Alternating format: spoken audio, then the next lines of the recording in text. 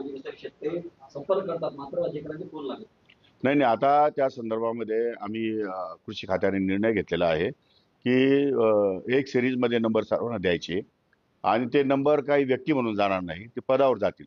म्हणजे कृषी सहाय्यक पद आहे, तालुका कृषी अधिकारी आहे, इन्स्पेक्टर आहे, जिल्हा कृषी अधिकारी आहे, सचिव आहे, अगदी मंत्री महोदयापासून तर खालच्या शेवटच्या अधिकाऱ्यापर्यंत नंबरिंग या ठिकाणी दिलं जाईल आणि त्या पदानुसार नंबर दिलं जाईल. ते काही असं व्यक्तिगत नावानुसार दिलं जाणार नाही. तो विचार गांभीर्याने या ठिकाणी कृषी विभाग करत आहे आणि त्यासाठी उदाहरणार्थ माननीय कृषी मंत्री, म्हणजे त्यामध्ये कृषी मंत्री कोण आहे माहित नाही, उद्या कोण येणार माहित नाही. जसजसा कृषी मंत्री बदलेल तसं ते कार्ड त्यांच्याकडे हँडओव्हर होईल. ज्याप्रमाणे एमएससीबी मध्ये चाललंय त्याच धर्तीवरती कृषी विभागात करण्याचा आमचा विचार आहे. गाव आहे, त्यामुळे लोकांपर्यंत सुविधा पोहोचत नाही अशी शेतकऱ्यांची वेळ थोडीशी अडचण आहे. त्यामध्ये आमच्याकडे बराच स्टाफ कमी आहे, त्यामुळे आकृतीबंध तयार करून लवकरात लवकर नवीन भरती संदर्भात शासन विचार करेल. सर, कृषी विभागात सर 1 रुपया जो पीक विमा आहे ही योजना कुठेतरी बंद करून 100 रुपयात पीक विमा योजना आणण्याचा विचार सरकार करतंय, कसं? हे बघा, पीक विमा योजना ही यशस्वी झाली पाहिजे आणि योग्य त्या शेतकऱ्याला पीक विमा मिळाला पाहिजे. या संदर्भातले फायदे तोटे, चांगले वाईट अनुभव हे सरकारच्या पाठीशी आहेत. सरकारला पीक विमा बंद करायचा नाही, पण पीक विम्यामधले असलेले जे काही गैरप्रकार ते थांबवण्यासाठी काही निर्णय तर घ्यावे लागतील आणि काय निर्णय घ्यायचे या संदर्भात माननीय मुख्यमंत्री, माननीय दोन्ही उपमुख्यमंत्री यांच्याबरोबर बसून या ठिकाणी निर्णय होईल. परंतु पीक विमा हा बंद होणार नाही.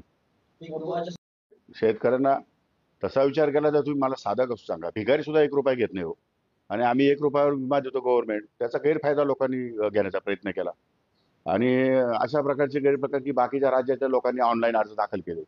त्यामुळे अर्ज खूप साचले, खूप फोपावले आणि त्यातून असं वाटतं की आता हे पीक विमा योजना खूपच चांगली आहे की काय. पण प्रत्यक्षात चौकशी केल्यावरती आम्हाला कळलं की आम्ही 4 लाख अर्ज हे नामंजूर केलेले आहेत.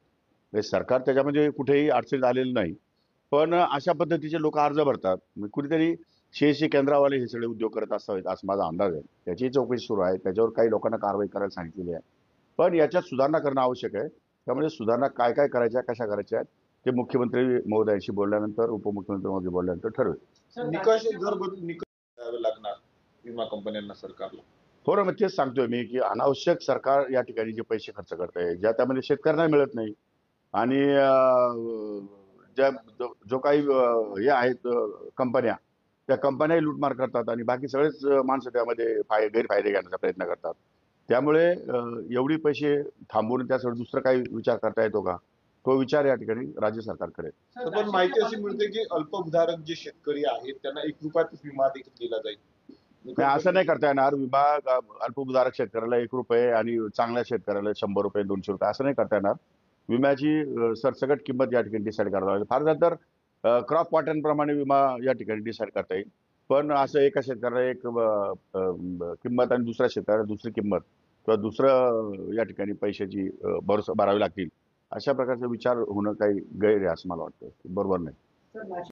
केलेली आहे शरद पवारांना, त्यासोबतच विश्वासघात केला असं विनायक राऊतांनी देखील म्हटलेलं आहे शरद पवारांवर. कसं पाहताय? अहो, तुमचे चॅनल चालले पाहिजे ना, तुमच्या चॅनलला TRP मिळाला पाहिजे.